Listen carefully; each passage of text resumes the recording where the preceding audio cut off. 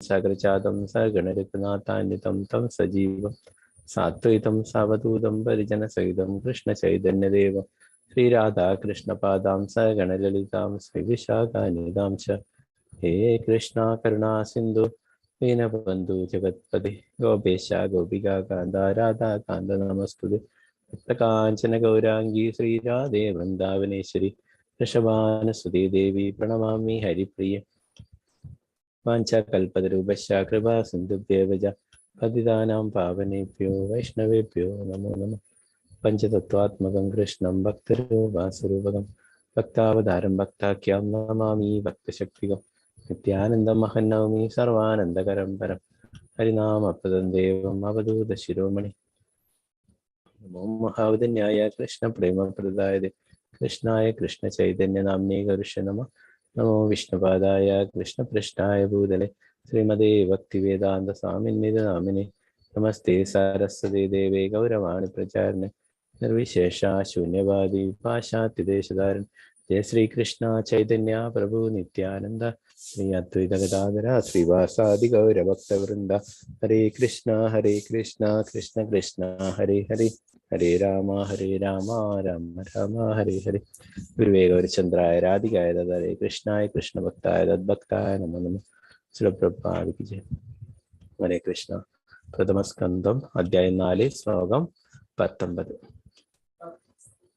ओम नमो भगवते वासुदेवाय। ओम नमो भगवते वासुदेवाय। ओम नमो भगवते वासुदेवाय। चतुर्होत्रं कर्म शुद्धं प्रजानां वीक्ष्य वैदिकं प्रदद्याद्यज्ञ संदत्यै वेदमेकं चतुर्विधम्। चतुर्होत्रं कर्म शुद्धं प्रजानां वीक्ष्य वैदिकं प्रदद्याज्ञ संदत्यै वेदमेकं चतुर्विधम्। चतुर्होत्रं कर्म शुद्धं प्रजानां वीक्ष्य वैदिकं प्रदद्याद्यज्ञ संदैत्या वेदमेकं चतुर्विधम्।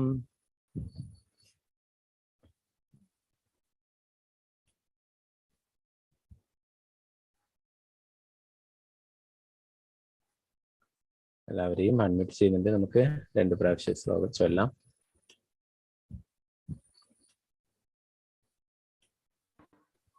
ഹരേ കൃഷ്ണ. ഓം നമോ ഭഗവതേ വാസുദേവായ. ഓം നമോ ഭഗവതേ വാസുദേവായ. ചാതുർഹോത്രം കർമ്മ ശുദ്ധം കർമ്മശുദ്ധം പ്രജാനാം വീക്ഷ്യ വൈദികം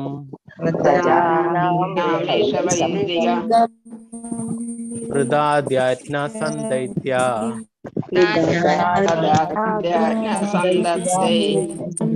വേദമേകം ചതുർവിധം. ചാതുർഹോത്രം കർമ്മ ശുദ്ധം പ്രജാനാം വീക്ഷ്യ വൈദികം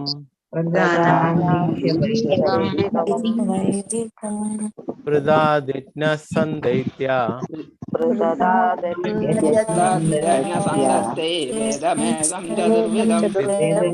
വേദമേകം ചതുർവിധം. ഹരേ കൃഷ്ണ.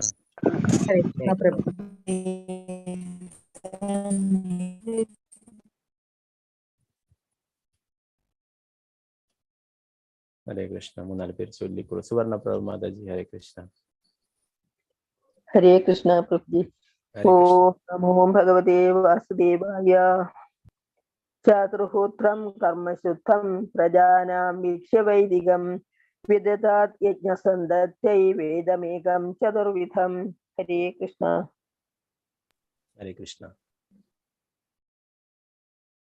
മിനി ബാലകൃഷ്ണൻ. ഹരേ കൃഷ്ണ. മിനി മാതാജി. ഹരേ കൃഷ്ണ പ്രഭുജി. ഹരേ കൃഷ്ണ.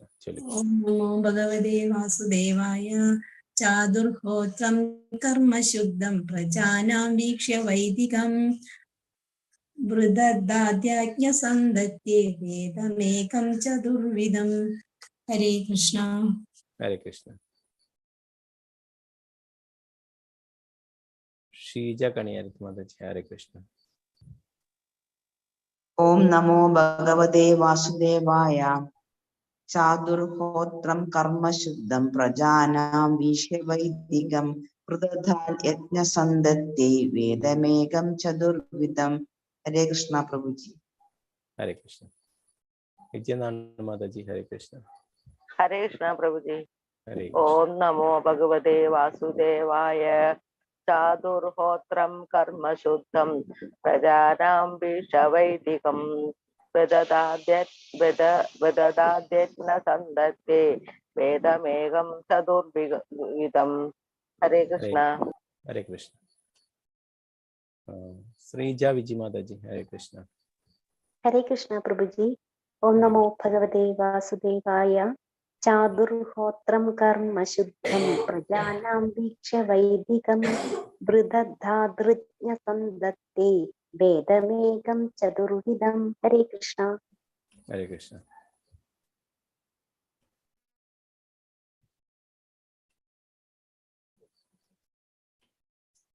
രാജി മാതാജി ഹരേ കൃഷ്ണ. ഹരേ കൃഷ്ണ. ഓം നമോ ഭഗവതേ വാസുദേവായ. ചാതുർഹോത്രം കർമ്മശുദ്ധം പ്രജാനാം വീക്ഷ്യവേദിതം യജ്ഞസന്ധേത്തെ വേദയേകം ചതുർവിധം. ഹരേ കൃഷ്ണ. ഹരേ കൃഷ്ണ. മാലതി മാതാജി ഹരേ കൃഷ്ണ.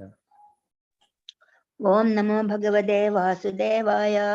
ചാതുർഹോത്രം കർമ്മ ശുദ്ധം പ്രജാനാം വീക്ഷവൈദികം പൃഥ്ധാദ്യജ്ഞസന്ധത്തൈ വേദമേകം ചതുർവിധം. ഹരേ കൃഷ്ണ പ്രഭുജി. ഹരേ കൃഷ്ണ.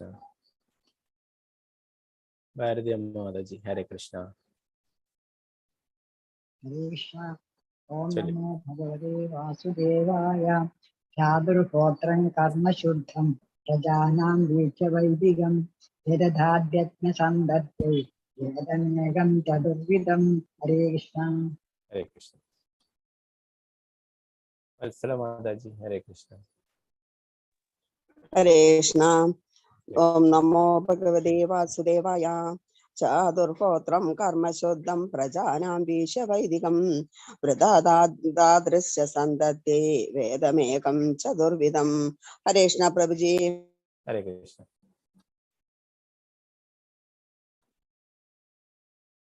പത്മകുമാരി മാതാജി ഹരേ കൃഷ്ണ.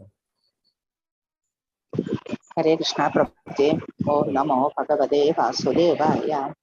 ചാതുർഹോത്രം കർമ്മശുദ്ധം പ്രജാനാം വീക്ഷവൈദികം വൃദധാദ്യജ്ഞസന്ധത്തെ വേദമേകം ചതുർവിധം. ഹരേ കൃഷ്ണ. ഹരേ കൃഷ്ണ.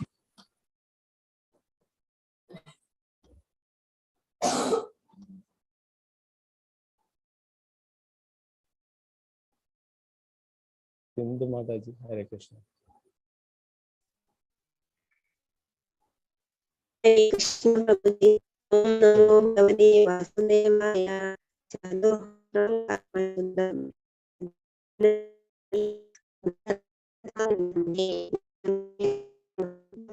ഹരേ കൃഷ്ണ. ഹരേ കൃഷ്ണ. ഹരേ കൃഷ്ണ.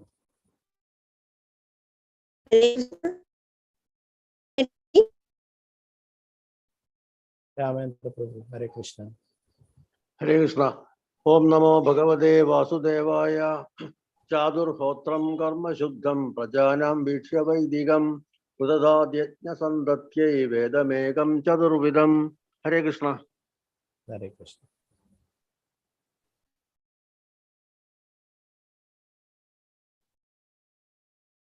ഹരേ കൃഷ്ണ. ബാക്കിയുള്ളവർക്ക് അടുത്ത ശ്ലോകം ചൊല്ലാം. ആരും കൈ താഴ്ത്തണ്ട. അടുത്തൊരു ശ്ലോകം കൂടി എടുത്ത് നമുക്ക് ചൊല്ലാം.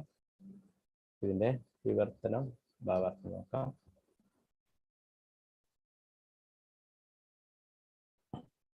പദാനുപദാർത്ഥം. ചാതു 4 ഹോത്രം യാഗാഗ്നി കർമ്മശുദ്ധം കർമ്മശുദ്ധി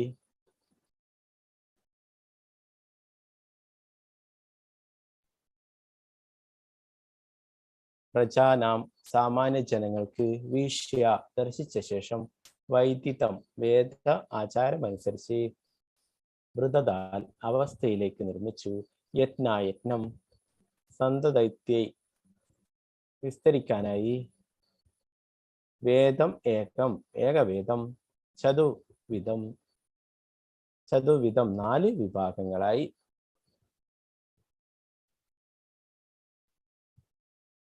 വേദങ്ങളിൽ പ്രതിപാദിച്ചിരിക്കുന്ന യജ്ഞങ്ങൾ സാമാന്യ ജനങ്ങളുടെ കർമ്മങ്ങളെ ശുദ്ധീകരിക്കുന്നതിനുള്ള മാർഗങ്ങളാണെന്ന് അദ്ദേഹം ദർശിച്ചു. ആകയാൽ പ്രവർത്തന പദ്ധതികളെ ലഘൂകരിക്കുന്നതിനായി അങ്ങനെ ജനമധ്യേ വേദപ്രചാരണത്തിനായി അദ്ദേഹം ഏകവേദത്തെ 4 വിഭജിച്ചു. ഭാവാർത്ഥം ശ്രീ ഭക്തിവേദാന്ത സ്വാമി ശ്രീല പ്രഭുപാദ കി ജയ്.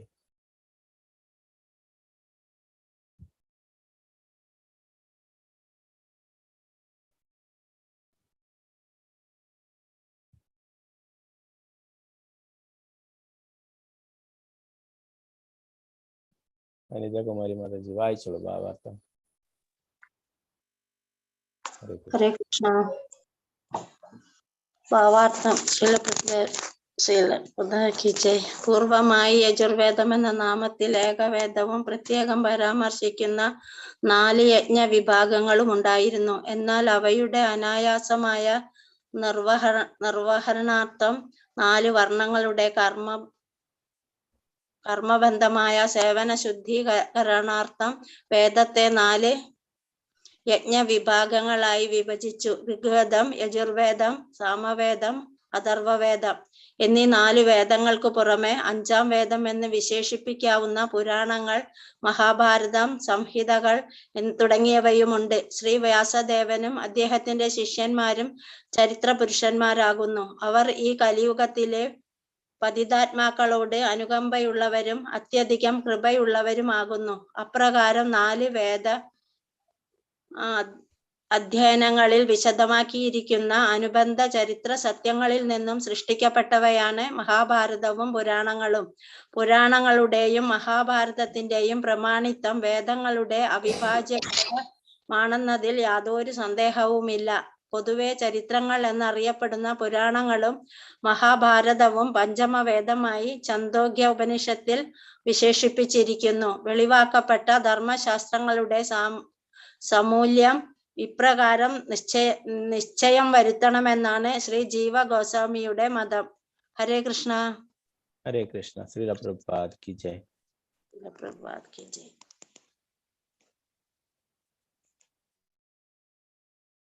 അടുത്ത ഒരു ശ്ലോകം കൂടി നോക്കാം. 20ാമത്തെ.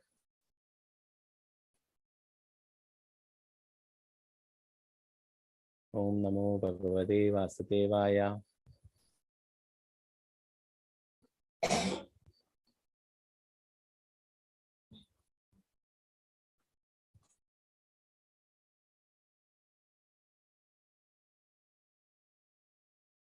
ഋഗ്യജു സമാദർവ്യാഖ്യ വേദശ്ചത്വാര ഉദ്ധൃതഃ ഇതിഹാസ പുരാണം ച പഞ്ചമോ വേദ ഉച്യതേ.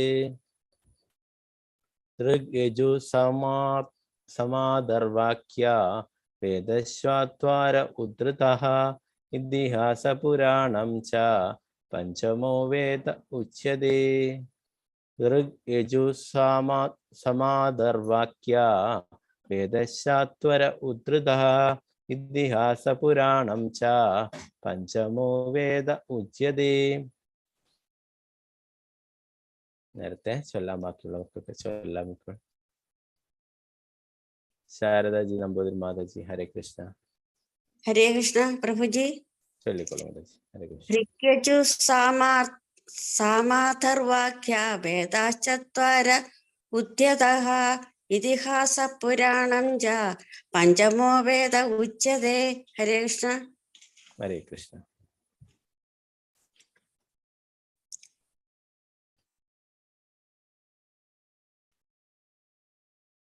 ശോഭ പ്രദീപ് മാതാജി. ഹരേ കൃഷ്ണ. ഹരേ കൃഷ്ണ പ്രഭുജി. ചൊല്ലിക്കോളൂ. ഓം നമോ ഭഗവതേ വാസുദേവായ. ഋഗ്രുജു സാമാദർവാക്യ വേദാശ്ചതര ഉദ്ധൃത ഇതിഹാസ പുരാണം ച പഞ്ചമോ വേദ ഉച്യത്തെ. ഹരേ കൃഷ്ണ. സതീദേവി അമ്മ മാതാജി. ഹരേ കൃഷ്ണ. ഹരേ കൃഷ്ണ പ്രഭുജി. ചൊല്ലിക്കോളൂ. ഹരേ കൃഷ്ണ. ഓം നമോ ഭഗവതേ വാസുദേവായ. ഋഗ്യജുഃസാമദാർവാക്യ വേദശ്ചത്വര ഉദ്ധൃതഃ ഇതിഹാസ പുരാണം ച പഞ്ചമോ വേദ ഉച്യതേ. ഹരേ കൃഷ്ണ പ്രഭുജി. ഹരേ കൃഷ്ണ. വത്സല ഗോപാല മാതാജി ഹരേ കൃഷ്ണ. ഹരേ കൃഷ്ണ പ്രഭുജി. ഹരേ കൃഷ്ണ. ഓം നമോ ഭഗവതേ വാസുദേവായ. ഋഗ്യജോ സാമാധർവാക്യ വേദാശ്ചത്വാര ഉദ്യതാഃ ഇതിഹാസ പുരാണം ച പഞ്ചമോ വേദ ഉച്യതേ. ഹരേ കൃഷ്ണ. ഹരേ കൃഷ്ണ. ഗീതാ മാതാജി ഹരേ കൃഷ്ണ. ഹരേ കൃഷ്ണ പ്രഭുജി. ചൊല്ലിക്കോളൂ. ഓം നമോ ഭഗവതേ വാസുദേവായ. ഋഗ്യജു സാമാധർവാക്യ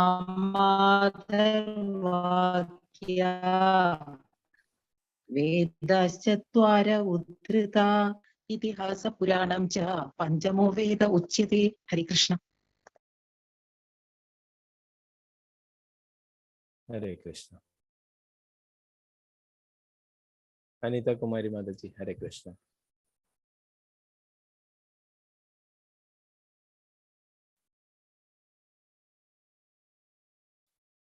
ഹരേ കൃഷ്ണ മാതാജി. അനിത കുമാരി മാതാജി ചൊല്ലിക്കോളൂ. നമോ ഭഗവതേ വാസുദേവായ. ഋഗ്യജു സമാധർവാക്യ വേദാശ്ചത്വര ഉദ്യത ഇതിഹാസ പുരാണം ച പഞ്ചമോ വേദ ഉച്യതേ. ഹരേ കൃഷ്ണ. ഹരേ കൃഷ്ണ. മല്ലിക മാതാജി ഹരേ കൃഷ്ണ. ഹരേ കൃഷ്ണ പ്രഭുജി. ചൊല്ലിക്കോളൂ മാതാജി. ഹരേ ഓം നമോ ഭഗവതേ വാസുദേവായ. ഋഗ്യജു സാമാധർവാക്യ വേദാശ്ചത്വാര ഉദ്ധൃത ഇതിഹാസ പുരാണം ച പഞ്ചമോ വേദ ഉച്യതേ. ഹരേ കൃഷ്ണ പ്രഭുജി. ഹരേ കൃഷ്ണ. മാലതി മാതാജി ഹരേ കൃഷ്ണ. ഋഗ്യജു സാമാധർവാക്യ വേദശ്ചത്വാര ഉദ്യത ഇതിഹാസ പുരാണം ച പഞ്ചമോ വേദ ഉച്യതേ. ഹരേ കൃഷ്ണ പൂജി. ഹരേ കൃഷ്ണ.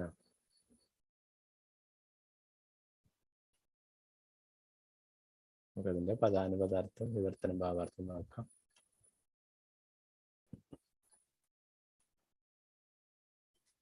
ഋഗ് യജു സാമ അഥർവ ആഖ്യ 4 വേദങ്ങളുടെയും നാമധേയം.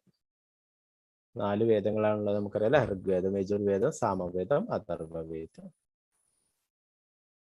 വേദഃ വേദങ്ങൾ, ചത്വാരഃ 4, ഉദ്ധൃതഃ വ്യത്യസ്ത വിഭാഗങ്ങളായി വിഭജിച്ചു, ഇതിഹാസ ചരിത്രരേഖകൾ അഥവാ മഹാഭാരതം, പുരാണം ച പുരാണങ്ങളും, പഞ്ചമ 5 യഥാർത്ഥ വിജ്ഞാനോറവിടം ഉച്ചതേ പ്രസ്താവിക്കപ്പെടുന്നു.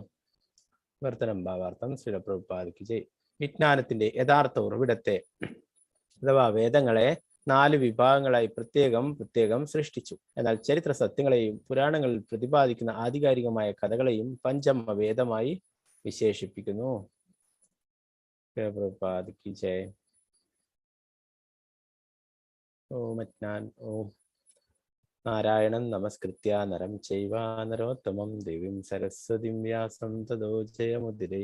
അഷ്ടപ്രായേഷു ഭദ്രേഷു നിത്യം ഭാഗവത സേവയാ ഭഗവതി ഉത്തമ ശ്ലോകേ ഭക്തിർഭവതി നൈഷ്ഠികി മുഖം കരോതി വാചാലം പങ്കും ലങ്കായതേ ഗിരിം യത്കൃപാതമഹം വന്ദേ ശ്രീഗുരു ദീനധാരിണം പരമാനന്ദമാധവം ശ്രീചൈതന്യ ഈശ്വരം. നമോ വിഷ്ണുപാദായ കൃഷ്ണപൃഷ്ഠായ ഭൂതലേ ശ്രീമദേ ഭക്തിവേദാന്ത സ്വാമിനിധി നാമിനി നമസ്തേ സാരസ്വതേ ദേവി ഗൗരവാണി പ്രചാരണേ നിർവിശേഷ ശൂന്യവാദി പാശ്ചാത്യദേശധാരണേ. ജയ ശ്രീകൃഷ്ണ ചൈതന്യ പ്രഭു നിത്യാനന്ദ ശ്രീ അദ്വൈത ഗദാധര ശ്രീവാസാദി ഗൗരഭക്തവൃന്ദ. ഹരേ കൃഷ്ണ കൃഷ്ണ കൃഷ്ണ ഹരേ ഹരേ, ഹരേ രാമ രാമ രാമ ഹരേ ഹരേ. പ്രഭുപാദ് की जय. गुरु महाराज की जय. ഗുരു പ്രമാനന്ദേ ഹരേ ഗുരു. ഹരേ കൃഷ്ണ. അപ്പൊ നമ്മൾ കഴിഞ്ഞ ക്ലാസ്സിൽ വ്യാസദേവനെ കുറിച്ചൊക്കെ പഠിച്ചു അല്ലെ. അപ്പോൾ നമുക്കറിയാം വ്യാസദേവനാണ് വേദങ്ങളൊക്കെ എഴുതിയിട്ടുള്ളത് അല്ലെ. അപ്പൊ ആ വേദങ്ങളെ കുറിച്ചിട്ട് ഇവിടെ പരാമർശിക്കുന്നു അല്ലെ.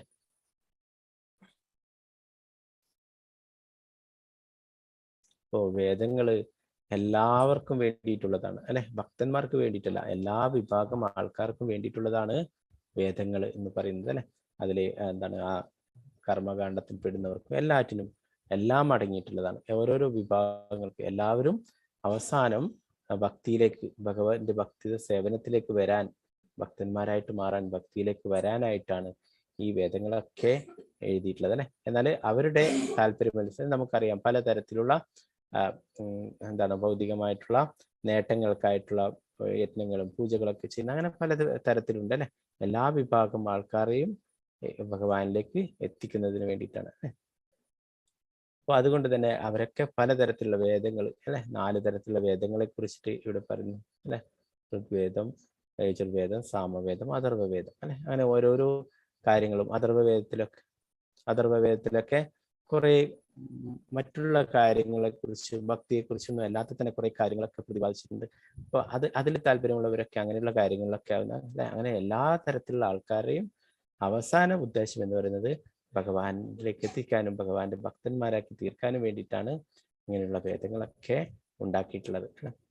എന്നാൽ അവസാനം അതിൽ നിന്നൊന്നും ഒരു പൂർണ്ണമായിട്ടുള്ള അവർക്ക് അതിൻ്റെ ഒരു സത്ത് ലഭിക്കാത്തത് കൊണ്ടാണ് അവസാനം ശ്രീമദ് ഭാഗവതമൊക്കെ എഴുതിയിട്ടുള്ളത്. നമ്മൾ പഠിച്ചല്ലേ, ശ്രീമദ് ഭാഗവതം ആ നാരദമുനിയുടെ ഉപദേശപ്രകാരം വ്യാസദേവൻ തന്നെ എഴുതുകയുണ്ടായി അല്ലെ. അതിലെന്താണ് മുഴുവനായിട്ടും ഭഗവാനെ കുറിച്ചും ഭഗവാന്റെ ഭക്തന്മാരെ കുറിച്ചും ഭക്തിയുടെ സേവനത്തെക്കുറിച്ചും ഒക്കെയാണ് വിവരിച്ചിട്ടുള്ളത് അല്ലെ. ഇവിടെ പറയുന്നു വേദങ്ങളിൽ പ്രതിപാദിച്ചിരിക്കുന്ന യത്നങ്ങൾ സാമാന്യ ജനങ്ങളുടെ കർമ്മങ്ങളെ ശുദ്ധീകരിക്കുന്ന മാർഗങ്ങളാണെന്ന് അദ്ദേഹം ദർശിച്ചു. ആകയാൽ പ്രവർത്തന പദ്ധതികളെ ലഘൂകരിക്കുന്നതിനായി അങ്ങനെ ജനമധ്യ വേദപ്രചരണത്തിനായി അദ്ദേഹം ഏകവേദത്തെ 4 വിഭജിച്ചു. ഇപ്പൊ പൂർവമായി യജുർവേദം എന്ന നാമത്തിൽ ഏകവേദവും, ആദ്യം യജുർവേദമാണ് ഉണ്ടായതെന്ന് പറയുന്നു. ചില സ്ഥലങ്ങളിലൊക്കെ ഋഗ്വേദമാണ് ഉണ്ടായിട്ടുള്ളത് എന്നൊക്കെ പറയുന്നത് നമ്മൾ വ്യാസദേവന് 28 അവതാരങ്ങളെ കുറിച്ച് വരച്ചില്ല. ഓരോ ചതുർയുഗത്തിലും ഓരോ അവതാരങ്ങൾ എടുത്തിട്ടുണ്ടായിരുന്നു. അപ്പോൾ ഈ ചതുർയുഗത്തിലെ ദ്വാപരയുഗത്തിന്റെ അവസാനമായിട്ടാണ് വ്യാസദേവൻ അവതാരം എടുത്തത് നമ്മൾ പഠിച്ചല്ലേ. അപ്പോൾ ഈ ചതുർയുഗത്തിലെ പറയുന്നത് യജുർവേദമാണ് ഏകവേദമായിട്ട് ഉണ്ടായിരുന്നത് എന്നാണ്. അപ്പോൾ ആ വേദത്തെ 4 വിഭജിക്കുകയുണ്ടായി അല്ലെ, 4 വായിക്കുകയുണ്ടായി.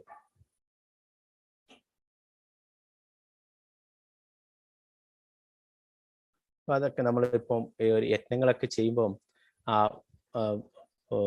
അതിൽ പങ്കെടുക്കുന്ന 4 പൂജാരിമാരുണ്ടാവും എന്ന് പറയും. 4 പുരോഹിതന്മാർ, അവര് 4 വേദങ്ങൾ ഉച്ചരിച്ചു കൊണ്ടേയിരിക്കുന്നു എന്ന് പറയും. അപ്പോൾ അല്ലെ നമ്മൾ കണ്ടിട്ടുണ്ടാവും യജ്ഞങ്ങൾ ചെയ്യുമ്പോൾ ഒരാള് നെയ്യൊക്കെ അഗ്നിയിലേക്ക് പകരുന്നുണ്ടാവും അല്ലെ. അപ്പോൾ അദ്ദേഹം ഋഗ്വേദം ഉച്ചരിക്കും. അങ്ങനെ ഓരോരോ 4 പുരോഹിതന്മാർ അവരൊക്കെ ഓരോരോ വേദങ്ങൾ ഉച്ചരിക്കുന്നു യജ്ഞങ്ങളൊക്കെ നടത്തുമ്പോൾ എന്ന് പറയുന്നു.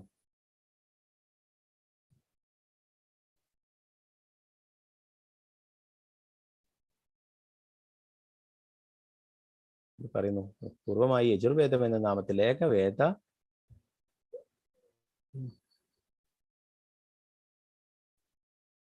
ഏകവേദവും പ്രത്യേകം പരാമർശിക്കുന്ന 4 യജ്ഞ വിഭാഗങ്ങളും ഉണ്ടായിരുന്നു. എന്നാൽ അവയുടെ അനായാസമായ നിർവഹണത്വം 4 വർണ്ണങ്ങളുടെ കർമ്മസംബന്ധ സേവന ശുദ്ധീകരണാർത്ഥം വേദത്തെ 4 യജ്ഞ വിഭാഗങ്ങളായി വിഭജിച്ചു. ഋഗ്വേദം, യജുർവേദം, സാമവേദം, അഥർവവേദം. ഇനി 4 വേദങ്ങൾക്ക് പുറമെ 5ാം വേദം എന്ന് വിശേഷിപ്പിക്കാവുന്ന പുരാണങ്ങൾ, മഹാഭാരതം, സംഹിതങ്ങൾ തുടങ്ങിയവയുമുണ്ട്. അപ്പോൾ 4 വേദങ്ങളായിട്ട് ഈ ഋഗ്വേദം, യജുർവേദം, സാമവേദം, അഥർവവേദം പറയുന്നു. പിന്നീട് 5ാം വേദമായിട്ട് പുരാണങ്ങളും മഹാഭാരതവും മറ്റുള്ള സംഹിതകളും, ഇതൊക്കെ 5ാം വേദമായിട്ടും അറിയപ്പെടുന്നു. പറയുന്നു ശ്രീ വ്യാസദേവനും അദ്ദേഹത്തിന്റെ ശിഷ്യന്മാരും ചരിത്ര പുരുഷന്മാരാകുന്നു. അവരൊക്കെ ഭഗവാന്റെ പ്രതിനിധികളാണ് അല്ലെ. വ്യാസദേവൻ ഭഗവാന്റെ തന്നെ അവതാരമാണ്. അതിനുശേഷം വരുന്ന നമ്മുടെ ആചാര്യന്മാരൊക്കെ അവരൊക്കെ ഭഗവാന്റെ പ്രതിനിധി തന്നെയാണ് അല്ലെ. അവരൊക്കെ ഭഗവാൻ അയച്ചിട്ടുള്ളതാണ് നമുക്കൊക്കെ കൃഷ്ണാബോധം നൽകുവാനായിട്ട്. ഇവിടെ പറയുന്നു അവർ ഈ കലിയുഗത്തിലെ പതിതാത്മാക്കളോട് അനുകമ്പയുള്ളവരും അത്യധികം കൃപയുള്ളവരുമാകുന്നു. അപ്രകാരം 4 വേദാധ്യയനങ്ങൾ വിശദമാക്കിയിരിക്കുന്ന അനുബന്ധ ചരിത്ര സത്യങ്ങളിൽ നിന്നും സൃഷ്ടിക്കപ്പെട്ടവയാണ് മഹാഭാരതവും പുരാണങ്ങളും. പുരാണങ്ങളുടെയും മഹാഭാരതത്തിന്റെയും പ്രമാണിത്വം വേദങ്ങളുടെ അവിഭാജ്യ ഘടകമാണെന്നതിൽ യാതൊരു സന്ദേഹവുമില്ല. പൊതുവെ ചരിത്രങ്ങൾ അറിയപ്പെടുന്ന എന്നറിയപ്പെടുന്ന പുരാണങ്ങളും മഹാഭാരതം പഞ്ചമവേദമായി ചാന്തോക്യ ഉപനിഷത്തിൽ വിശേഷിപ്പിച്ചിരിക്കുന്നു. വെളിവാക്കപ്പെട്ട സർവശാസ്ത്രങ്ങളുടെ സമൂല്യം ഇപ്രകാരം നിശ്ചയം വരുത്തണമെന്നാണ് ജീവഗോസ്വാമിയുടെ മതം. ഇതൊക്കെ എന്താണ് ആൾക്കാരൊക്കെ പറയും അല്ലെ, ഇതൊക്കെ കെട്ടുകഥകളാണ് എന്നൊക്കെ പറയും അല്ലെ. എന്നാൽ ഇതൊക്കെ ഭഗവാന്റെ തന്നെ പ്രതിനിധിയായിട്ടുള്ള, ഭഗവാന്റെ തന്നെ അവതാരമായിട്ടുള്ള വ്യാസദേവൻ എഴുതിയിട്ടുള്ളതാണ് അല്ലെ. എന്നാൽ അവസാനം ഈ വേദങ്ങളൊക്കെ പഠിച്ചിട്ടും ആർക്കും അതിന്റെ ഉദ്ദേശം മനസ്സിലാവാത്തപ്പോഴാണ് നമ്മൾ ഭഗവത്ഗീതയിൽ പഠിച്ചു അല്ലെ. 15:15 ഭഗവാൻ പറയുന്നല്ലേ, സർവസ്യ ചാഹം ഹൃദി സന്നിവിഷ്ടോ മത്ത സ്മൃതി ജ്ഞാനമബോഹനം ച വേദേശ സർവൈരഹമേവ വേദ്യ വേദാന്ത കൃത് വേദ വിദേവ ച.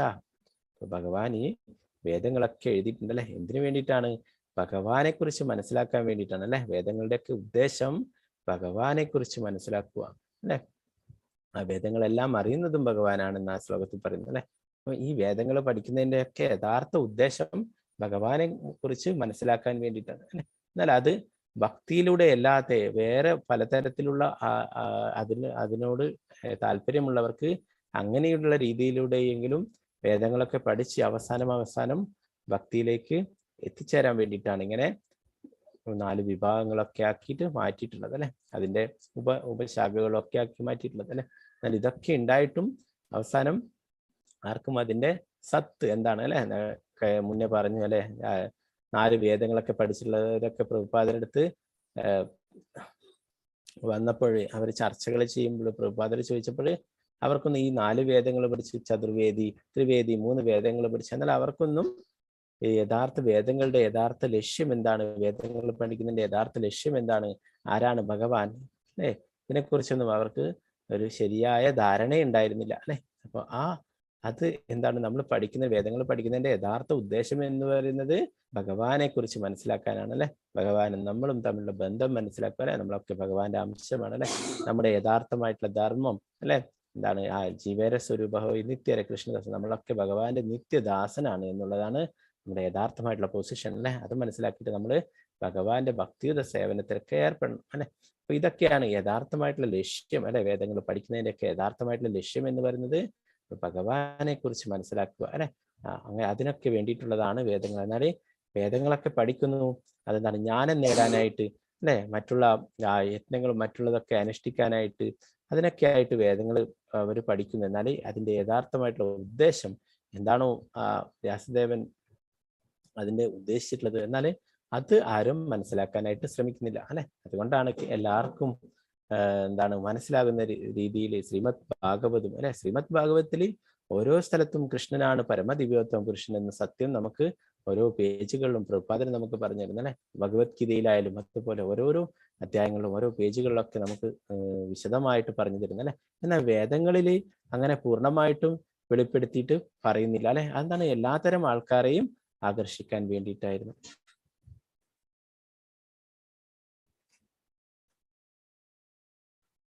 20ാമത്തെ ശ്ലോകത്തിലും പറയുന്നത് തന്നെയാണ്, വിജ്ഞാനത്തിന്റെ യഥാർത്ഥ ഉറവിടത്തെ വേദങ്ങളെ 4 വിഭാഗങ്ങളായി പ്രത്യേകം സൃഷ്ടിച്ചു. എന്നാൽ ചരിത്ര സത്യങ്ങളെയും പുരാണങ്ങളിൽ പ്രതിപാദിക്കുന്ന ആധികാരികമായ കഥകളെയും പഞ്ചമവേദമായിട്ട് വിശേഷിപ്പിക്കുന്നു. അപ്പൊ മറ്റുള്ള പുരാണങ്ങളും എല്ലാം തന്നെ എന്താണ്, പഞ്ചമവേദമായിട്ടാണ് അറിയപ്പെടുന്നത് അല്ലെ. എല്ലാ വേദങ്ങളുടെയും സാരമായിട്ടാണ് നമ്മൾ ശ്രീമദ് ഭഗവത്ഗീതയിലെ ശങ്കരാചാര്യർ പറയുന്നത് അല്ലെ. എല്ലാ വേദങ്ങളുടെയും സാരമാണ് അല്ലെ, അതിൻ്റെയൊക്കെ സത്താണ് ശ്രീമദ് ഭഗവത്ഗീത അല്ലെ. അതുപോലെ തന്നെ ഈ ശ്രീമദ് ഭാഗവതം എല്ലാ വേദങ്ങളുടെയും എല്ലാ ഉപനിഷത്തുക്കളുടെയും എല്ലാറ്റിൻ്റെയും സത്താണ് അല്ലെ. എല്ലാറ്റിൻ്റെയും എന്താ പറയാ, എല്ലാ അതിൽ പറയുന്ന എല്ലാ ഉപനിഷത്തുക്കളിലുടെയും സത്താണെന്ന് പറയുന്നത് അല്ലെ. അതുപോലെ തന്നെയാണ് ഈ ശ്രീമദ് ഭാഗവതം എല്ലാ വേദങ്ങളുടെയും സാരമാണ് അല്ലെ, എല്ലാറ്റിൻ്റെയും അന്തസത്ത ഇതില് ശ്രീമദ് ഭാഗവതത്തില് എല്ലാം നമുക്ക് കാണാൻ പറ്റും. ഭഗവാനെ കുറിച്ചും ഭഗവാന്റെ ഭക്തന്മാരെ കുറിച്ചും ഭഗവാന്റെ ഭക്തിത സേവനത്തെക്കുറിച്ചും ഒക്കെ നമുക്ക് പൂർണ്ണമായിട്ടും മനസ്സിലാക്കാനായിട്ട് സാധിക്കും. ഹരേ കൃഷ്ണ കൃഷ്ണ കൃഷ്ണ ഹരേ ഹരേ, ഹരേ രാമ രാമ രാമ ഹരേ ഹരേ. ചന്ദ്രായ ശ്രീമദ് ഭാഗവതം കി ജയ്. വേറെ 2 വിശേഷങ്ങളുള്ള ദിവസം കൂടിയാണ്. ഒന്ന് നമ്മുടെ ആ പരമ്പരയിലെ ഭക്തി വിനോദ് ഠാക്കൂർ മഹാരാജ്. ഭക്തി വിനോദ് ഠാക്കൂർ മഹാരാജ് എന്ന് പറയുന്നത് പ്രഭുപാദരുടെ ഗുരുവായിട്ടുള്ള ഭക്തി സിദ്ധാന്ത സരസ്വതി ഠാക്കൂർ പ്രഭുപാദരുടെ പിതാവാണ് ഭക്തി വിനോദ ഠാക്കൂർ. നമ്മുടെ ആചാര്യ പരമ്പരയിൽ വരുന്നതാണ്.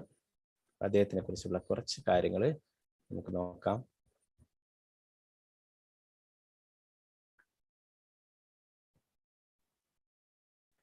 അദ്ദേഹത്തിന്റെ തിരോഭാവ ദിനം, അദ്ദേഹം ഭഗവാന്റെ നിത്യലീലയിലേക്ക് തിരിച്ചു പോയിട്ടുള്ള ദിവസമാണ് ഇന്ന്.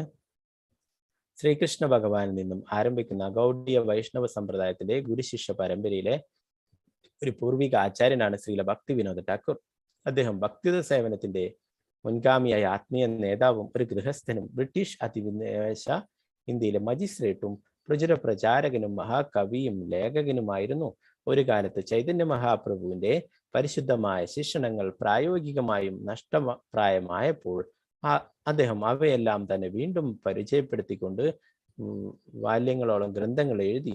ഈ ഭൗതിക ലോകത്തിൽ ദുരിതങ്ങൾ അനുഭവിച്ചുകൊണ്ടിരിക്കുന്ന ജനങ്ങളുടെ അവബോധത്തെ ഉദ്ധരിക്കുന്നതിനായി കൃഷ്ണ ഭഗവാനെ പ്രകീർത്തിച്ചുകൊണ്ട് നൂറുകണക്കിന് ഭക്തിഗീതങ്ങൾ രചിച്ചു. അദ്ദേഹം തന്റെ കാലഘട്ടത്തിലുള്ള പ്രമുഖ തത്വചിന്തകർ, ദൈവശാസ്ത്ര പണ്ഡിതർ, നേതാക്കൾ, പണ്ഡിതർ, സർവകലാശാലയിലെ അധ്യാപകർ എന്നിവരുമായി കത്തിടപാടുകളിലൂടെ സംവദിക്കുകയും ചൈതന്യ മഹാപ്രഭുവിന്റെ ജീവിതവും ശിക്ഷണങ്ങളും the life and precepts of Lord Chaitanya എന്ന ഗ്രന്ഥമടക്കം അനേകം ഗ്രന്ഥങ്ങൾ വിദേശ സർവകലാശാലകളുടെ ഗ്രന്ഥശാലകളിലേക്ക് അയക്കുകയും അപ്രകാരം സർവലൗകികമായ കൃഷ്ണാബോധ പ്രസ്ഥാനത്തിന്റെ ബീജവാപം നടത്തുകയും ചെയ്തു. ചൈതന്യ മഹാപ്രഭുവിന്റെ ജന്മസ്ഥാനം കണ്ടെത്തിയതും അവിടെ പുനരുദ്ധരിച്ചതും ഇദ്ദേഹമാണ്. ഭർത്താവിന് സ്വയം സമർപ്പിച്ചവളായ പത്നി ഭഗവതി ദേവിയോടൊപ്പം അദ്ദേഹം 10 മക്കളെ പരിപാലിച്ചു വളർത്തി. പിൽക്കാലത്ത് അന്താരാഷ്ട്ര കൃഷ്ണാബോധ പ്രസ്ഥാനത്തിന്റെ സ്ഥാപകാചാര്യനായ ശ്രീല പ്രഭുപാദരുടെ ആത്മീയ ഗുരുവും സ്വന്തം കാലഘട്ടത്തിലെ മഹാനായ ആത്മീയ നേതാവുമായ പ്രശസ്തനായ ഭക്തി സിദ്ധാന്ത സരസ്വതി ഠാക്കൂർ അദ്ദേഹത്തിന്റെ സന്താനങ്ങളിൽ ഒരുവനാണ്. ഭക്തി വിനോദ് ഠാക്കൂർ അദ്ദേഹം ബ്രിട്ടീഷുകാരുടെ ഭരണകാലത്ത് ഉള്ള മജിസ്ട്രേറ്റ് ആയിരുന്നു. അദ്ദേഹം ഒരു ഗൃഹസ്ഥനുമായിരുന്നു. അദ്ദേഹം ജോലി ചെയ്ത മജിസ്ട്രേറ്റിന്റെ ജോലി ചെയ്തിരുന്നു, ഒരു ഗൃഹസ്ഥനുമായിരുന്നു, ഒരു ഭഗവാന്റെ പരിശുദ്ധ ഭക്തനുമായിരുന്നു. അപ്പോൾ എല്ലാറ്റിനുമായിട്ട് സമയം കണ്ടെത്തിയിരുന്നു. തൻ്റെ ദിനചര്യയെ 8 മണിക്കൂറായിട്ട് മാറ്റുകയുണ്ടായി. 8 മണിക്കൂർ തൻ്റെ ജോലിക്കായിട്ട്, പിന്നെ 8 മണിക്കൂർ തൻ്റെ സ്വന്തം കാര്യങ്ങൾക്കൊക്കെ ആയിട്ട്, വിശ്രമത്തിനൊക്കെ ആയിട്ട്, പിന്നീട് 8 മണിക്കൂർ ഭഗവാന്റെ സേവനങ്ങൾ, ഭഗവാന്റെ ഗ്രന്ഥങ്ങളൊക്കെ രചിക്കാനൊക്കെ ആയിട്ട്. അപ്പൊ അദ്ദേഹം ഭഗവാനെ സംബന്ധിക്കുന്ന ധാരാളം ഗ്രന്ഥങ്ങളൊക്കെ വിവർത്തനം ചെയ്യുകയുണ്ടായി. ബംഗാളിയിൽ നിന്നും സംസ്കൃതത്തിൽ നിന്നൊക്കെ ഇംഗ്ലീഷിലേക്കൊക്കെ വിവർത്തനം ചെയ്തിട്ട് അതൊക്കെ വിദേശങ്ങളിലൊക്കെ പ്രചരിപ്പിക്കുകയുണ്ടായി. അപ്പൊ അദ്ദേഹത്തിന്റെ സഹായത്തിനായിട്ട്, ഈ ഗ്രന്ഥങ്ങളൊക്കെ വിവർത്തനം ചെയ്യുന്നതിനും മറ്റൊന്നിനൊക്കെ ആയിട്ട് സഹായത്തിനായിട്ട്, ഈ ഭഗവാന്റെ സന്ദേശങ്ങൾ പ്രചരിപ്പിക്കുന്നതിന് സഹായത്തിനായിട്ട് അദ്ദേഹം ഭഗവാന്റെ അടുത്ത് പ്രാർത്ഥിക്കുകയുണ്ടായി. അങ്ങയുടെ തന്നെ ഒരു ശക്തിയെ എൻ്റെ അടുത്തേക്ക് അയക്കണം, എന്നെ സഹായിക്കാനായിട്ട് എന്ന്. അപ്രകാരമാണ് അദ്ദേഹത്തിന് പുത്രനായിട്ട് ഭക്തി സിദ്ധാന്ത സരസ്വതി ഠാക്കൂർ പ്രഭുപാദ് ജനിച്ചിട്ടുള്ളത്, അല്ലെ. അപ്പൊ ഭക്തി സിദ്ധാന്ത സരസ്വതി ഠാക്കൂർ പ്രഭുപാദർ എന്ന് പറയുന്നത് ഭഗവാന്റെ തന്നെ ഒരു സമ്മാനമാണ് ഭക്തി വിനോദ് ഠാക്കൂറിന് അദ്ദേഹത്തെ സഹായിക്കാനായിട്ട്. അപ്പൊ അത് ഒരു ഭക്തനായിട്ട് ഉള്ള ഒരു കുട്ടി വരണമെന്ന് അദ്ദേഹം ആഗ്രഹിച്ചു. അത് തന്നെ തെളിയിക്കുകയുണ്ടായി. ഒരിക്കലും ജഗന്നാഥ രഥോത്സവം നടക്കുമ്പോൾ ജഗന്നാഥ രഥം, അദ്ദേഹം മജിസ്ട്രേറ്റ് ആണ്, അല്ലെ. അപ്പൊ അദ്ദേഹത്തിന്റെ വീടിന്റെ അടുത്ത സ്വീകരണം ഒക്കെ നൽകുമായിരുന്നു. അപ്പൊ ജഗന്നാഥ രഥം അവിടെ നിൽക്കുകയുണ്ടായി. അപ്പൊ അവിടെ നിന്ന് അവർ പൂജയൊക്കെ സമർപ്പിച്ചു, നിവേദ്യങ്ങളൊക്കെ സമർപ്പിച്ചു. അതിനുശേഷം ജഗന്നാഥ രഥം അവിടെ നിന്ന് അനങ്ങിയതേയില്ല. അപ്പോൾ ആനകളെയൊക്കെ കൊണ്ടുവന്ന് നോക്കി, അങ്ങനെ പലതരത്തിലും നോക്കിയിട്ടും ജഗന്നാഥ രഥം അനക്കാൻ ആർക്കും സാധിച്ചില്ല. അങ്ങനെ ആയിരക്കണക്കിന് പിടിച്ചിട്ടാണ് രഥം വലിക്കുക, അല്ലെ. വടം വലിച്ചിട്ടും അനങ്ങിയില്ല. ആനയെ കൊണ്ടുവന്ന് വലിച്ചിട്ടും ഒന്നും രഥം അവിടെ നിന്നും അനങ്ങിയില്ല. അങ്ങനെ അവിടെ തന്നെ നിൽക്കുകയുണ്ടായി.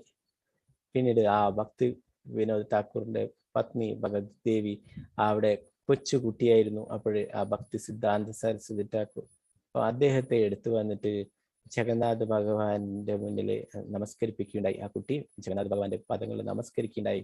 അപ്പോഴേ ആ കുട്ടി ജഗന്നാഥിന്റെ പാദങ്ങൾ തൊടാനായിട്ട് കൈയർത്തുകയുണ്ടായി. അപ്പോൾ ഉടനെ തന്നെ ജഗന്നാഥ് ഭഗവാന്റെ ആ കഴുത്തിലുണ്ടായിരുന്ന മാല ആ കുട്ടിയുടെ കഴുത്തിലേക്ക് വീഴുകയുണ്ടായി. അനുഗ്രഹിക്കുകയുണ്ടായി ജഗന്നാഥ് ഭഗവാൻ. അപ്പോഴേ ഭക്തി വിനോദ് ഠാക്കൂറിനും മറ്റുള്ളവർക്കൊക്കെ ബോധ്യമായി, ഇതാണ് ഈ കുട്ടിയാണ് എന്നെ സഹായിക്കാനായിട്ട് ഭഗവാൻ അയച്ചിട്ടുള്ളത്, കൃഷ്ണാബോധം പ്രചരിപ്പിക്കാനായിട്ട് അയച്ചിട്ടുണ്ടായിരുന്നത്. നമുക്കറിയാം പിന്നീട് ആ ഭക്തി സിദ്ധാന്ത സരസ്വതി ഠാക്കൂർ അദ്ദേഹമാണ് പിന്നീട് 64 ഗൗഡീയ മഠങ്ങളൊക്കെ സ്ഥാപിക്കുകയുണ്ടായി. പ്രഭുപാദർക്ക് കൃഷ്ണാബോധം പറഞ്ഞു കൊടുക്കുകയുണ്ടായി അല്ലെ. പ്രഭുപാദരെ അമേരിക്കയിലൊക്കെ പോയിട്ട് കൃഷ്ണാബോധം പ്രചരിപ്പിക്കാനായിട്ട് നിർദ്ദേശങ്ങളൊക്കെ നൽകിയിട്ടുണ്ടായി. ഒരു കാലത്ത് ചൈതന്യ മഹാപ്രഭുവിന്റെയും ആ ഷഡ്ഗോസ്വാമിമാരുടെയൊക്കെ ആ ലീലകൾക്ക് ശേഷം പിന്നീട് ആ കൃഷ്ണാബോധം വേണ്ടത്ര പ്രചരിച്ചിരുന്നില്ല. അപ്പോൾ അതൊരു പലതരത്തിലുള്ള രീതിയിലും അതൊക്കെ ഒരു മോശപ്പെട്ട രീതിയിലേക്ക് പോയിക്കൊണ്ടിരുന്നപ്പോഴേ അതിനൊക്കെ തിരിച്ചു കൊണ്ടുവന്നത്, അതൊക്കെ പഴയ രീതിയിലേക്ക് കൊണ്ടുവരാനായിട്ട് ഭക്തി വിനോദ് ഠാക്കൂർ ധാരാളം പ്രയത്നിക്കുന്നുണ്ട്. ആ ഭക്തി വിനോദ് ഠാക്കൂറാണ് ചൈതന്യ മഹാപ്രഭുവിന്റെ ആ ജന്മസ്ഥലം അവിടെ മായാപ്പൂരിൽ നവദ്വീപില് അത് കണ്ടെത്തുകയുണ്ടായി. അതൊക്കെ കാട് മൂടിക്കിടക്കുന്ന ആ പ്രദേശത്തൊക്കെ വീണ്ടെടുക്കുകയുണ്ടായി.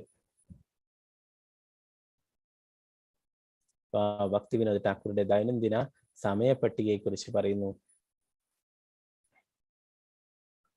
രാത്രിയിലെ 7:30 മുതൽ 8 മണി വരെ വിശ്രമം, 10 PM എഴുന്നേൽക്കൽ, ദീപം തെളിയിച്ച് എഴുതുവാനിരിക്കുക, പിന്നെ പുലർച്ചെ 4:30 കുറച്ചു നേരം വിശ്രമിക്കുക, 4:30 വീണ്ടും എഴുന്നേറ്റ് കൈകാൽ മുഖം കഴുകി ഹരേ കൃഷ്ണ മഹാമന്ത്രം ജപിക്കുന്നു.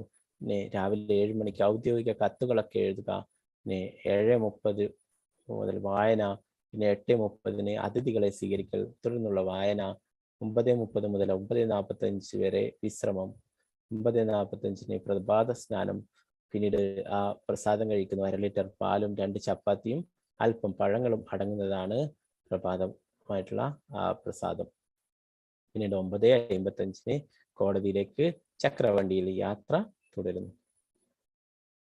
കോടതിയിലേക്ക് യാത്രയാകുമ്പോൾ അദ്ദേഹം വിദേശീയരുടെ വസ്ത്രമായ കോട്ടും പാൻസും ധരിച്ചിരുന്നു. 2 വരിയുള്ള തുളസി കണ്ടിമാലയും വൈഷ്ണവ തിലകവും അദ്ദേഹം ധരിക്കുമായിരുന്നു. കോടതി മുറിയിൽ അദ്ദേഹം അതിവേഗം തീർപ്പ് കൽപ്പിക്കുകയും അതിൽ ശക്തമായി ഉറച്ചു നിൽക്കുകയും ചെയ്തിരുന്നു. തന്റെ കോടതിക്കുള്ളിൽ യാതൊരു തരത്തിലുള്ള നീക്കുപോക്കുകൾക്കും ചതിപ്രയോഗങ്ങൾക്കും അദ്ദേഹം ഇടം നൽകിയിരുന്നില്ല. ഒരു പുതുപ്പണക്കാരനും അദ്ദേഹത്തിനെതിരെ നിൽക്കാൻ സാധ്യമായിരുന്നില്ല. മാസത്തിൽ 1 തവണ അദ്ദേഹം തലമുണ്ടനം ചെയ്ത് ശിഖവെക്കുമായിരുന്നു. കീർത്തനം ചെയ്യുന്ന വേളയിൽ ഹരിനാമജപത്തിന്റെ ശബ്ദത്തിൽ നിന്നുള്ള ഏകാഗ്രത നഷ്ടപ്പെടുമെന്ന് കണക്കാക്കി അദ്ദേഹം ഹാർമോണിയം ഉപയോഗിക്കാൻ അനുവദിച്ചിരുന്നില്ല. അദ്ദേഹത്തിന് ഒരിക്കലും കടബാധ്യത ഉണ്ടായിരുന്നില്ല.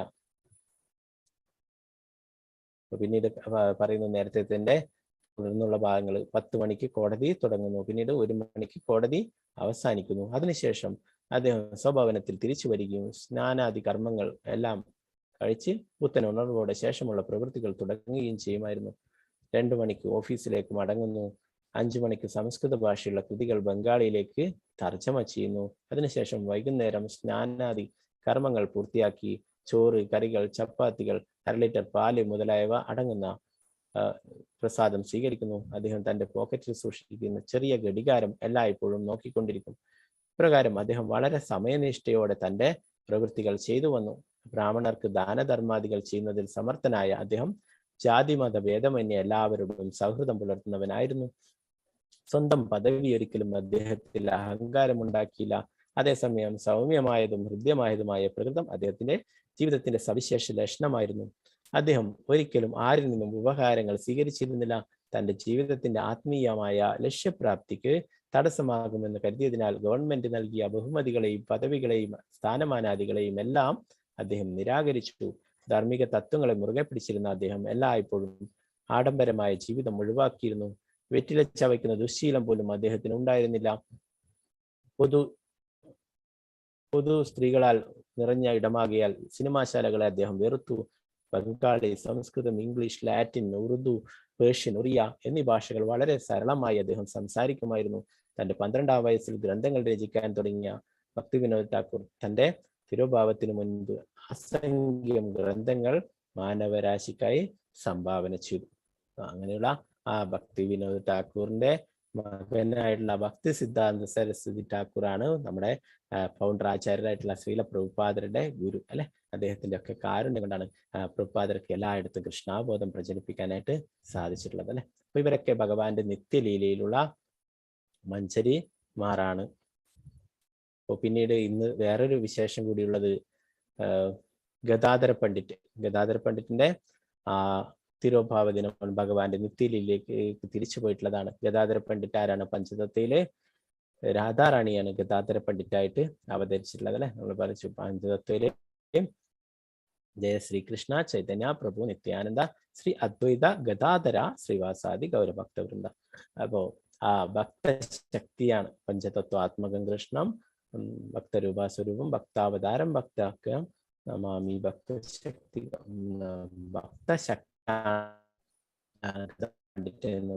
ഭഗവാന്റെ അന്തരംഗ ശക്തിയാണ് രാധാറാണി. ആ ഭഗവാന്റെ ഭക്തശക്തി അതാണ് ഗദാധര പണ്ഡിറ്റായിട്ട് ചൈതന്യ മഹാപ്രഭുവിന്റെ ലീലയിൽ അവതരിച്ചിട്ടുള്ളത്. അപ്പൊ ആ ഗദാധര പണ്ഡിറ്റിന് ഭഗവാന്റെ ലീലയിലേക്ക് തിരിച്ചു പോയിട്ടുള്ളതാണ് ഇന്നത്തെ ദിവസം. ആ ചൈതന്യ മഹാപ്രഭുവിനായിട്ട് അത്രയും കൂടുതൽ അടുത്ത് ഇടപഴകിയതായിരുന്നു. ജഗന്നാഥ്പുരിയിലെ തോട്ട ഗോപിനാഥ് ക്ഷേത്രത്തിലെ ചൈതന്യ മഹാപ്രഭു ഗദാധര പണ്ഡിറ്റ് എപ്പോഴും ശ്രീമദ് ഭാഗവതം പാരായണം ചെയ്തു കൊണ്ട് ആ ഭക്തപ്രഹ്ലാദന്റെ ലീലകളൊക്കെ ഓർത്തുകൊണ്ട് എപ്പോഴും ആ അതീന്ദ്രിയ ആനന്ദത്താൽ എപ്പോഴും കണ്ണീർ വാർത്തിരുന്നു. അപ്പോൾ എല്ലാ ലീലകളും മഹാപ്രഭുവിന്റെ കൂടെ ഉണ്ടായിരുന്നു. ആ ശ്രീവാസാങ്കന്റെ കീർത്തനത്തിനും എല്ലാം ഗദാധര പണ്ഡിറ്റും ഒക്കെ ഉണ്ടായിരുന്നു. അപ്പോൾ എല്ലാ തരത്തിലും ആ ചൈതന്യ മഹാപ്രഭുവിന്റെ കൂടെ തന്നെ ഉണ്ടായിരുന്നു. മായാപൂരിലൊക്കെ നിങ്ങൾക്ക് പോയാൽ കാണാൻ സാധിക്കും. അവിടെയൊക്കെ മഹാപ്രഭുവും ഗദാധര പണ്ഡിറ്റുമായിട്ടാണ് അവിടെയൊക്കെ ചില ക്ഷേത്രങ്ങളിലൊക്കെ ആരാധന നടത്തുന്നത്. അപ്പോൾ ഗദാധര പണ്ഡിറ്റ് രാധാറാണിയായിട്ട് സങ്കല്പിച്ചിട്ട് അപ്പോൾ അവിടെ അങ്ങനെയുള്ള പൂജകളൊക്കെ ചെയ്യുന്നു അല്ലെ. ശ്രീകൃഷ്ണ ഭഗവാനാണ് ചൈതന്യ മഹാപ്രഭു, രാധാറാണിയാണ് ഗദാധര പണ്ഡിറ്റായിട്ട് അവതരിച്ചിട്ടുള്ളത്. അപ്പൊ ആ ഗദാധര പണ്ഡിറ്റ് ഭഗവാന്റെ നിത്യലീലയിലേക്ക് തിരിച്ചു പോയിട്ടുള്ള ദിവസം കൂടിയാണ് ഇന്ന്. നമുക്കൊക്കെ കൃഷ്ണപ്രേമം ലഭിക്കുവാനായിട്ട് നമ്മുടെ ആചാര്യനായിട്ടുള്ള ഭക്തി വിനോദ് ഠാക്കൂർ ഗുരുപരമ്പരയിലുള്ള ആചാര്യനായിട്ടുള്ള ഭക്തി വിനോദ് ഠാക്കൂർ പ്രഭുപാദ് മഹാരാജിനോടും ഗദാധര പണ്ഡിറ്റിനോടും നമുക്ക് പ്രാർത്ഥിക്കാം. നമുക്കും ഒക്കെ കൃഷ്ണഭക്തി ലഭിക്കാനും ഭഗവാന്റെ തിരുനാമം ശുദ്ധമായിട്ട് ജപിക്കാനും ഒക്കെ സാധിക്കട്ടെ എന്ന്. ഹരേ കൃഷ്ണ കൃഷ്ണ കൃഷ്ണ ഹരേ ഹരേ, ഹരേ രാമ രാമ രാമ ഹരേ ഹരേ. പ്രഭുപാദ്